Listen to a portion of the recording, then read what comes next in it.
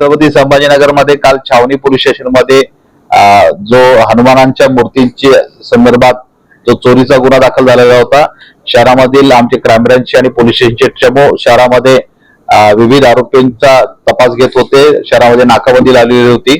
त्या अनुषंगाने सायंकाळी सुमारास क्राईम ब्रँचचे DCP Shri Navale, ACP Shri Rajput, PI Kalyankar, त्याचबरोबर API anti narcotic cell Gachche, PSI Pravin Wagh, PSI Jagannath Menkudale, Dinesh Ban आणि इतर सर्व आमचे क्राईम ब्रँचचे अंमलदार यांना एक संशयित तवेरा गाडी दिसली.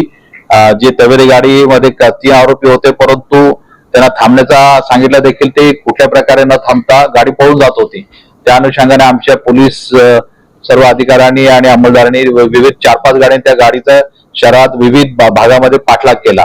शहरामध्ये अत्यंत जोरात गाडी चालवून नागरिकांच्या, रस्त्यावरच्या नागरिकांच्या व पोलीस अधिकाऱ्यांच्या जीवाला देखील धोका होईल अशा प्रकारे त्यांनी गाडी त्यांच्या अंगावर देखील घातली. त्याच्यामध्ये आमचा एक कर्मचारी जखमी झालेला होता. त्या अनुषंगाने त्या आरोपींना शेवटी आमच्या लोकांनी बरोबर इंटरसेप्ट करून ताब्यात घेतलेला आहे. त्या आरोपींकडून जवळपास 18,78,000चा कोडिन सिरपच्या बॉटल्स, कफ सिरपच्या बॉटल्स जप्त केलेल्या आहेत.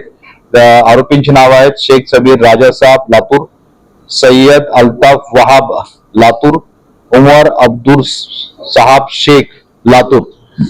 प्रामुख्याने हे एक्सपायर झालेल्या मेडिकलचं जे लायसन्स होतं, जे मराठवाडा मेडिकल नावाच्या दुकानाच्या नावाने घेतलेलं होतं, त्या नावाने ते हे कोडिन सिरप मागवत होते असं प्रथमदर्शनी निदर्शनात आलेलं आहे.